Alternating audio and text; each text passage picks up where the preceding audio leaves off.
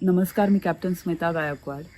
भारताच्या गृहमंत्र्यांनी संसदेमध्ये काही दिवसांपूर्वी अशी घोषणा केली की भारत नक्षलमुक्त झाला आहे. त्या पार्श्वभूमीवर हा व्हिडिओ.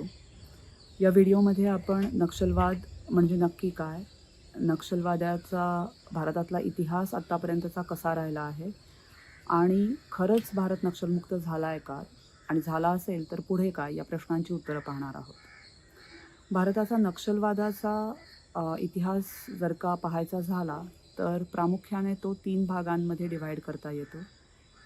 पहिला भाग 61 ते 72. 1961मध्ये श्रीकाकुलममध्ये गिरिजन इन्सर्जन्सी सुरू झाली होती. तिथपासून 1972मध्ये चारू मुजुमदारचा मृत्यू झाला, तोपर्यंत पहिला भाग. आता हा चारू मुजुमदार कोण, तर नक्षलवाद हे नाव अस्तित्वात येण्यामध्ये ज्याचं महत्त्वाचा रोल राहिला आहे अशी व्यक्ती म्हणजे चारू मुजुमदार. 1967मध्ये नक्षलवाडी या पश्चिम बंगालमधल्या छोट्याशा गावामध्ये एक उठाव झाला होता जो 52 दिवस चालला होता आणि त्याचं नेतृत्व चारू मुजुमदार, जंगल संथाल आणि कानू सन्याल या तिघांनी केलं होतं. हा जो उठाव होता त्या उठावामुळे नक्षलवाद हा शब्द अस्तित्वात आला. प्रत्यक्षात कुठल्याही जागेची ॲज कुठली विचारधारा नसते, परंतु नक्षलवाडी या गावावरून नक्षलवाद हा शब्द अस्तित्वात आला. नक्षलवाडीचा जो 1967चा उठाव होता तो माओवादामुळे प्रेरित झालेला होता. चारू मुजुमदार हा माओच्या विचारसरणीने प्रेरित झाला होता आणि राजकीय सत्ता ही केवळ बंदुकीच्या जोरावरच हस्तगत केली जाऊ शकते याच्यावरती त्याचा ठाम विश्वास होता. या विचाराने प्रेरित होऊन 1967मध्ये पश्चिम बंगालमधल्या नक्षलवाडीमध्ये जो उठाव केला गेला. आता पश्चिम बंगालमधलं हे जे नक्षलवाडी गाव आहे त्याचं लोकेशन फारच महत्त्वाचं आहे. भारतातली जी ईशान्येकडची राज्य आहेत, जी भारताच्या उर्वरित भागाला एका निमुळत्या भूभागाने जोडतात, ज्याला सिलिगुडी कॉरिडॉर किंवा चिकन नेक म्हटलं जातं. नक्षलवाडी हे गाव एक्झॅक्टली त्या चिकन नेकवरती येतं आणि भूतान, बांगलादेश आणि नेपाळ या ट्राय जंक्शनवरती ते येतं. त्यामुळे तिथे काही करून कोणाला पळून जायचं असेल दुसऱ्या देशात तर ते पण करणं शक्य होतं. सो अशा या ठिकाणी हा उठाव करण्यात आला. असं सांगितलं गेलं की लोकांना त्यांच्या जमिनी परत मिळवून देण्यासाठी म्हणून तो उठाव होता. परंतु माओवाद्यांचे किंवा नक्षलवाद्यांचे डॉक्युमेंट्सच पुढे असं सांगतात की हा जो नक्षलवाडीचा उठाव होता त्याच्यामध्ये लोकांना जमिनी मिळवून देणं हा केवळ एक छोटासा भाग होता त्याच्यातला. प्रत्यक्षात राजकीय सत्ता हस्तगत करणं हा विचार या उठावामध्ये प्रामुख्याने प्रथम अधोरेखित झाला असं नक्षलवाद्यांच्याच डॉक्युमेंट्समध्ये म्हटलेलं आहे. म्हणजे रेफरन्सच द्यायचा झाला तर 2017मध्ये विरासम किंवा रिव्होल्युशनरी रायटर्स असोसिएशन नावाची एक ऑर्गनायझेशन आहे आंध्र प्रदेशची. वरवरा रावनी ती सुरू केलेली आहे. वरवरा राव हा एल्गार परिषदेतला एक आरोपी आहे. या वरवरा रावनी सुरू केलेली ही ऑर्गनायझेशन फेब्रुवारी 2014मध्ये जेव्हा UPA गव्हर्नमेंटचं सरकार होतं त्यावेळेला संसदेमध्ये ज्या माओवादी किंवा नक्षलवादी फ्रंट ऑर्गनायझेशन्सची एक लिस्ट तिथे डिक्लेअर करण्यात आली होती एका प्रश्नाचं उत्तर देत असताना. सो त्याच्यामध्ये या विरासम किंवा रिव्होल्युशनरी रायटर्स असोसिएशनचं नाव होतं. सो अशा प्रकारे ती एक माओवादी फ्रंट संघटना किंवा नक्षलवादी फ्रंट संघटना आहे. सो 2017मध्ये जेव्हा नक्षलवाडीच्या उठावाला 50 वर्ष पूर्ण झाली त्यावेळेला त्यांनी एक सेमिनार तिथे आयोजित केला होता आंध्रामध्ये आणि त्याच्यात अनेक वेगवेगळे पेपर्स प्रेझेंट करण्यात आले. त्याचं जे त्यांनी एक बुकलेट बनवलं. सो त्या सेमिनार पेपर्समध्ये वेगवेगळ्या प्रकारे तिथल्या लेखकांनी स्वतः हे म्हटलेलं आहे की नक्षलवाडीच्या उठावामध्ये सर्वात पहिल्यांदा राजकीय सत्तेचा मुद्दा अधोरेखित करण्यात आला होता. सो नक्षलवाडीचा उठाव हा केवळ जमिनी शेतकऱ्यांना परत करण्यासाठी नव्हता, तर तो राजकीय सत्ता हिंसेच्या जोरावरती मिळवण्यासाठी होता. सो 1967मध्ये हा उठाव झाला. त्यानंतर केंद्र सरकारने आणि तिथल्या मार्क्सिस्ट, राज्य सरकारमध्ये मार्क्सिस्ट होते त्यावेळेला, त्यांनी त्याच्या विरोधात ॲक्शन घेतली. त्यानंतर 1969मध्ये चारू मजुमदारनी एक CPI-ML CPI मार्क्सिस्ट लेनिनिस्ट नावाची एक पार्टी त्यांनी सुरू केली. कारण त्याला असं वाटत होतं की ज्या अस्तित्वात असलेल्या CPI आणि CPM या कम्युनिस्ट पार्टीज ज्या आहेत, सो त्या काही त्यांचे विचार त्याला पटत नव्हते आणि त्याला जी काही माओची हिंसक क्रांती अपेक्षित होती त्यासाठी म्हणून त्यांनी CPI-MLची स्थापना 1969मध्ये केली. त्यानंतर 1969 ते 71च्या दरम्यान चारू मजुमदारनी संपूर्ण भारतात प्रवास केला, लोकांना मोबिलाईज करण्याचा प्रयत्न केला, ठिकठिकाणी नक्षलवाडीसारखे उठाव व्हावेत म्हणून प्रयत्न केले. हे सगळं चालू असताना 1971मध्ये इंदिरा गांधींनी ऑपरेशन स्टिपल चेस चालवलं, ज्याच्यामध्ये पोलीस आणि आर्मी यांनी सहभाग घेतला आणि नक्षलवादाचा बिमोड केला. त्यानंतर चारू मजुमदारला अटक झाली आणि 72मध्ये जेलमध्ये असताना चारू मजुमदारचा मृत्यू झाला. जेव्हा चारू मजुमदारचा मृत्यू झाला तेव्हा लोकांना असं वाटलं की आता नक्षलवाद संपला. परंतु त्याच्यानंतर पुढे त्या नक्षलवाडीच्या उठावामध्ये किंवा त्यांनी प्रेरित झालेले जे वेगवेगळे लोक होते त्यांनी वेगवेगळ्या संघटना किंवा वेगवेगळे पक्ष फ्लोट केले किंवा सुरू केले. त्यापैकी एक महत्त्वाची संघटना म्हणजे पीपल्स वॉर ग्रुप, जी 1980मध्ये कोंडापल्ली सीतारामय्यांनी सुरू केली. कोंडापल्ली सीतारामय्याचं असं म्हणणं होतं की हिंसा जी आहे ती नंतर केली जाऊ शकते, त्याच्या आधी लोकांना मोबिलाईज करणं आणि पॉलिटिकल पार्टी स्ट्रॉंग करणं गरजेचं आहे आणि एकदा ती स्ट्रॉंग झाली की त्यानंतर मग योग्य वेळ पाहून हिंसक कारवाया करून राजकीय सत्ता हस्तगत केली जाऊ शकते. सो चारू मजुमदार आणि कोंडापल्ली सीतारामय्या दोघांचाही हिंसेला विरोध नव्हता. त्यांना राजकीय सत्ता ही हिंसेच्याच जोरावरती अचीव्ह करायची होती, हस्तगत करायची होती. परंतु फक्त हिंसा कधी करायची याच्यामध्ये दोघांच्यामध्ये मतभेद होते. सो 1980मध्ये PWG people's war group form झाला आंध्र प्रदेशामध्ये. त्यावेळेला रॅडिकल स्टुडंट्स युनियनसारख्या ज्या स्टुडंट ऑर्गनायझेशन्स होत्या, ज्या वेगवेगळ्या कॉलेजेसमध्ये ॲक्टिव्ह होत्या, त्यांच्यातून या PWGला कॅडर मिळत गेलं. अनेक जे आजचे सिनियर माओइस्ट लीडर्स किंवा नक्षलवादी लीडर्स आहेत ते या RSUचं किंवा RYL नावाची एक अजून संघटना होती, रॅडिकल यूथ लीग, सो त्याचे प्रॉडक्ट्स आहेत. सो अशा प्रकारे PWG 1980मध्ये ॲक्टिव्ह झाली. केवळ आंध्र प्रदेशमध्येच नाही तर महाराष्ट्र, आजचा छत्तीसगड, त्या काही काळचा मध्य प्रदेश, सो महाराष्ट्र, मध्य प्रदेश, तेलंगणा किंवा आंध्र प्रदेश या एरियामध्ये प्रामुख्याने PWGची कामं चालू होती किंवा PWG स्वतःचं कॅडर बनवत होती, आर्म कॅडर बनवत होती आणि सायमल्टेनियसली पॉलिटिकल पार्टी जी त्यांची आहे तीसुद्धा स्ट्रॉंग करत होती. त्यानंतर त्याच वेळेला नॉर्थमध्ये बिहार, झारखंड या भागामध्ये वेगवेगळे फॅक्शन्स नक्षलवाद्यांचे ॲक्टिव्ह होते. MCCI Maoist communist centre of India याच्यासारख्या पार्टीज तिथे होत्या. 2004मध्ये PWG आणि MCCI हे दोन्ही एकत्र आले आणि त्यानंतर CPI माओइस्ट नावाची पार्टी त्यांनी बनवली. सो 1980मध्ये PWG सुरू झाली आणि 1995च्या दरम्यान ग्रेहाऊंड्सनी, आंध्र प्रदेशच्या पोलिसांनी ग्रेहाऊंड्स फोर्स तयार केला जो डेडिकेटेडली केवळ नक्षलवादावरती फोकस करायचा आणि त्यांनी नक्षलवाद तिथला वाईप आऊट केला. 1995मधल्या ग्रेहाऊंड्सच्या कारवायांचं जे यश होतं ते पाहून लोकांना वाटलं की आता तिथला नक्षलवाद संपला आणि त्यामुळे आपण दुसरी जी फेज आहे नक्षलवादाची ती 80 ते 95 अशी कन्सिडर करतो. त्यानंतर 2001मध्ये एक महत्त्वाची नक्षलवाद्यांच्या दृष्टीनं एक महत्त्वाची गोष्ट घडली ती म्हणजे त्यांची 9th काँग्रेस. सो नक्षलवाद्यांनी त्यांच्या ओव्हरऑल बदलत्या सिच्युएशनमध्ये त्यांच्या पार्टीला रिऑर्गनाईज करण्याच्या दृष्टीनं काही महत्त्वाचे निर्णय त्याच्यामध्ये घेतले. 2004मध्ये त्या निर्णयांनुसार CPI माओइस्ट पार्टी फॉर्म झाली. त्याचबरोबर काही महत्त्वाचे डॉक्युमेंट्स त्यांनी ड्राफ्ट केले होते, strategy and tactics of Indian revolution आणि urban perspective our work in urban areas अशा प्रकारच्या आणि अजून 3 डॉक्युमेंट्स महत्त्वाचे आहेत त्यांचे. हे सगळे documents south Asian terrorism portal नावाच्या वेबसाईटवरती अवेलेबल आहेत.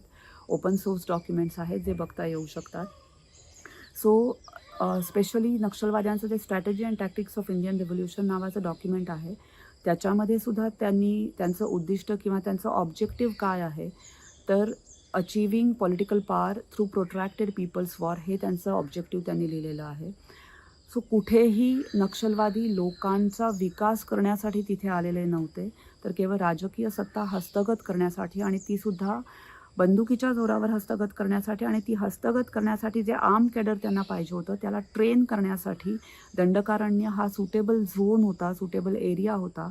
माओची जी विचारसरणी आहे, माओची जी शिकवण आहे आणि माओनी जे चायनामध्ये केलं होतं त्यामध्ये लिबरेटेड झोन्स कंट्री साईडमध्ये तयार करणं आणि ते करत करत शत्रूला, म्हणजे थोडक्यात इंडियन कॉन्टेक्स्टमध्ये भारताच्या सरकारला, भारतीय गव्हर्नमेंटला एनसर्कल करत जाणं कंट्री साईडनी अशा प्रकारचे लिबरेटेड झोन्स करून, आणि त्यानंतर राजकीय सत्ता बंदुकीच्या जोरावर हस्तगत करणं, अशी ती ओव्हरऑल स्ट्रॅटेजी माओवाद्यांची सुरुवातीपासूनच राहिलेली आहे. आणि त्यासाठी ते दंडकारण्यामध्ये गेले होते. आता हा झाला थोडक्यात इतिहास, की माओवाद्यांची चळवळ कशी वेगवेगळ्या ठिकाणी आणि वेगवेगळ्या काळामध्ये बदलत राहिली. आता दुसरा मुद्दा, की मग हा नक्षलवाद किंवा माओवाद जो आहे तो संपला आहे का? कारण अमित शहांनी तसं डिक्लेअर केलं. तर आपल्याला इथे एक लक्षात घ्यावं लागेल, की नक्षलवाद ही एक विचारधारा आहे, आणि विचारधारा ही अशी काही बटन ऑन ऑफ केलं अशी ती ऑन होते, ऑफ होते असं होत नाही. सो रेड कॉरिडॉर ज्याला म्हटलं जायचं, की पशुपती ते तिरुपती, म्हणजे नेपाळमधलं पशुपती ते तिरुपती असा जो काही माओवाद्यांच्या प्लॅनमधला, त्यांच्या संकल्पनेतला जो रेड कॉरिडॉर होता, ज्याला ते लिबरेटेड झोन्स जिथे तयार करत गेले आणि त्यांनी स्वतःचं एक वर्चस्व आणि अस्तित्व तिथे निर्माण केलं होतं. त्या रेड कॉरिडॉरमध्ये एकेकाळी परिस्थिती अशी होती, की अक्षरशः जे सुरक्षा दलाचे जवान होते त्यांना तिथे जाणंसुद्धा कठीण होतं. इतक्या प्रकारचं स्ट्रॉंग आर्म कॅडर माओवाद्यांचं होतं. प्लस तिथे सुरक्षा दलांचा जो प्रेझेन्स होता तो सुद्धा कम्पॅरेटिव्हली सुरुवातीला खूप कमी होता. त्यामुळे माओवाद्यांचं जास्त फावलं.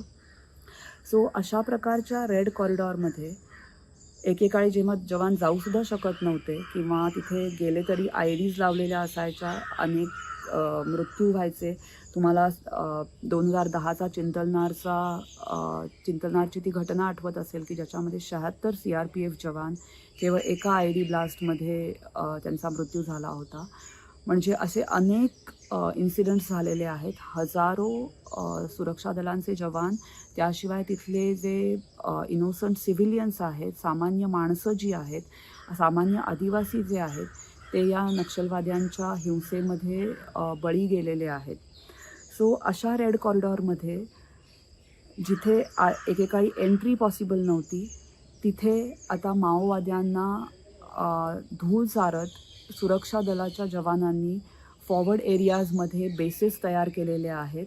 आणि बेस तयार केल्यानंतर त्याचबरोबर गव्हर्नन्स स्ट्रॉंग करण्यासाठी, तिथे सरकारी स्कीम्स पोहोचवण्यासाठी, तिथे विकास पोहोचवण्यासाठी हे फॉरवर्ड एरियातले जे बेसेस आहेत ते सायमल्टेनियसली ब्युरोक्रेसीबरोबर, तिथल्या प्रशासनाबरोबर काम करत आहेत.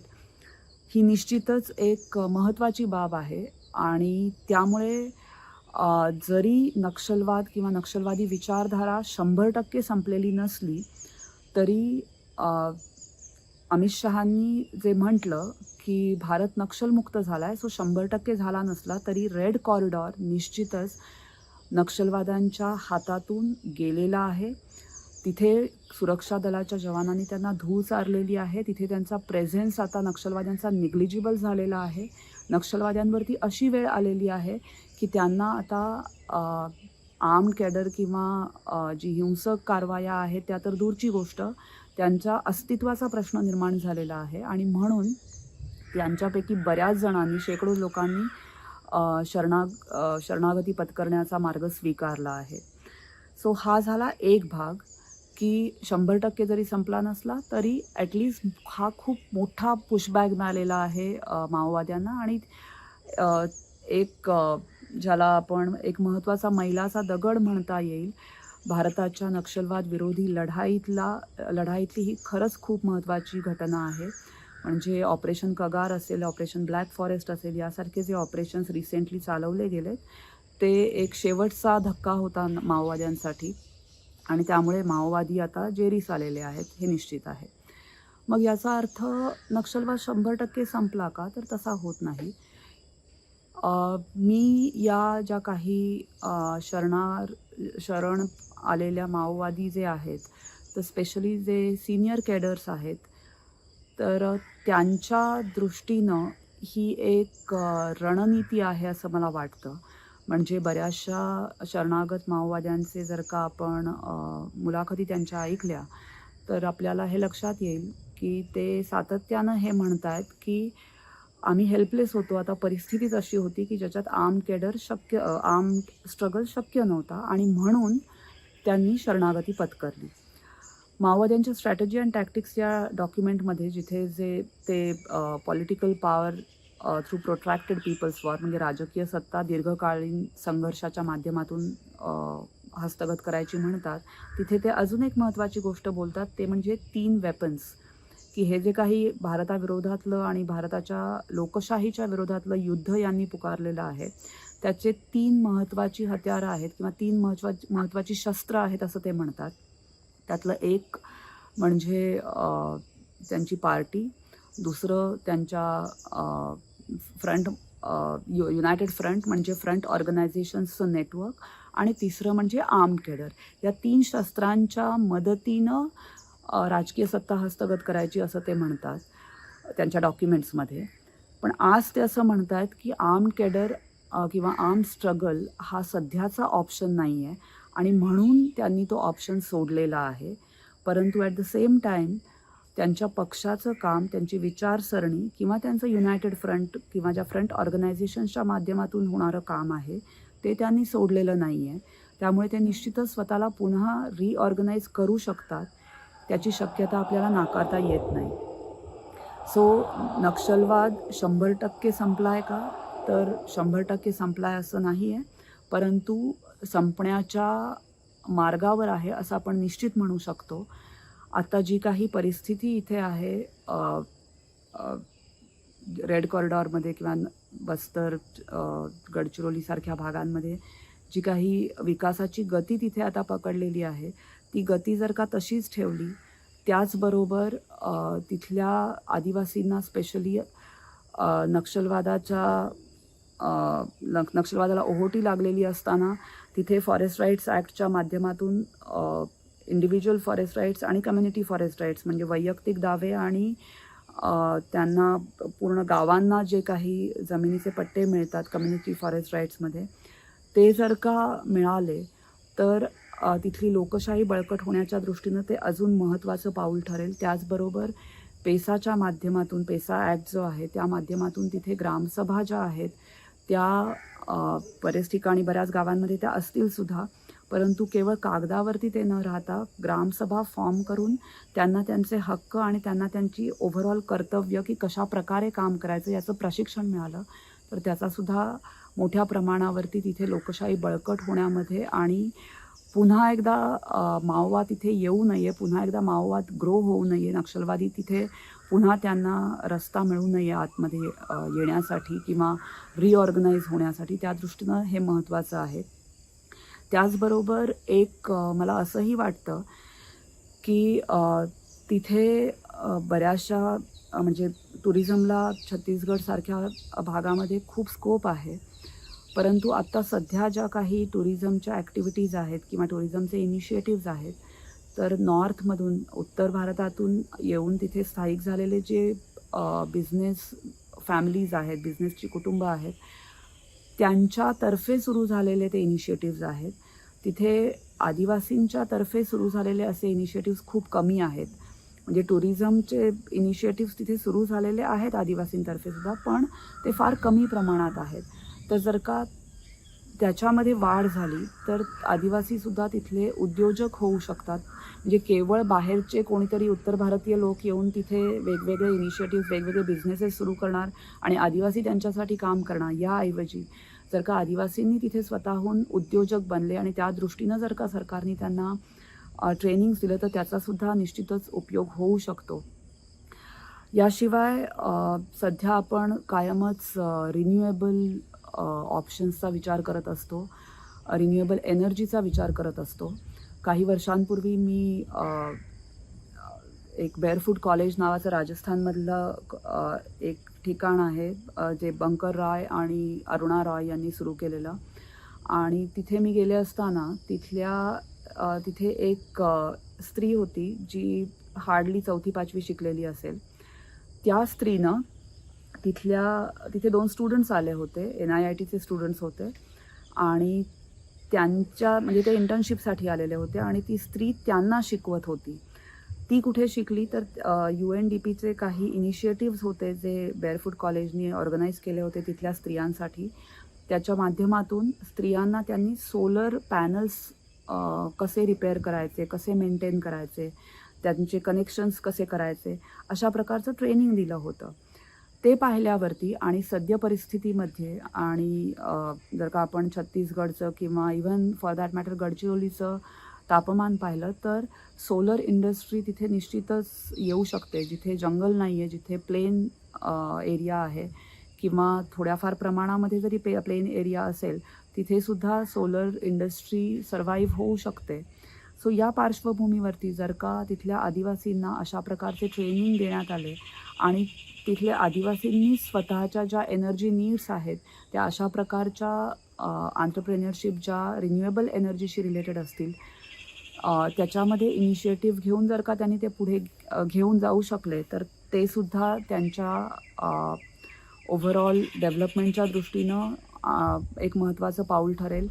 मेंढालेखासारख्या गडचिरोलीतल्या गावामध्ये आपण पाहिलेलं आहे की आदिवासींनी कम्युनिटी फॉरेस्ट राईट्स घेतल्यामुळे त्यांना म्हणजे त्यांच्या ग्रामसभेला करोडोचा फायदा झालेला आहे आणि ते आता स्वतःच बांबू विकतात आणि त्यांचं टेंडर वगैरे स्वतः काढतात. सो अशा प्रकारच्या ज्या गोष्टी आहेत त्याच्यामुळे ग्रामसभा एम्पावर होतेच, त्याचबरोबर बाहेरच्या माओवाद्यांसारख्या ज्या काही अल्टेरियर मोटिव्ह ज्याला म्हणेल की ज्यांचे उद्दिष्टच दाखवतात एक पण असतात दुसरे, अशा प्रकारचे उद्दिष्ट असलेल्या लोकांना त्याच्यात शिरकाव करायला मिळणार नाही. त्या दृष्टीनं हे इनिशिएटिव्स महत्त्वाचे आहेत. जर का ह्या परिस्थितीमध्ये म्हणजे सुरक्षा दलाच्या जवानांनी अक्षरशः प्राणांची बाजी लावून तिथे आजचा जो दिवस किंवा तिथे जे काही ज्याला मी म्हणेल सॅनिटायझेशन केलेलं आहे, न्यूट्रलायझेशन केलेलं आहे माओवाद्यांचं त्या भागामध्ये, सशस्त्र माओवाद्यांचं, त्या परिस्थितीमध्ये जर का विकास योग्य प्रकारे आणि योग्य गतीनं पोहोचला नाही तर माओवाद्यांचं पुन्हा फावेल. आणि गेले 70 वर्ष आपण ऑलरेडी या धोक्याशी लढत आहोत. अनेक लोकांचे सामान्य माणसांनीसुद्धा आणि सुरक्षा दलाच्या जवानांनीसुद्धा आपले प्राण गमावलेले आहेत. हे पुन्हा चक्र सुरू व्हायचं नसेल तर तिथला विकास, तिथल्या आदिवासी तरुणांना उद्योजकतेची वेगवेगळ्या प्रकारचे प्रशिक्षणं देणं हे खूप गरजेचं आहे आणि त्या दृष्टीनं सरकारनं पावलं उचलणं गरजेचं आहे. धन्यवाद.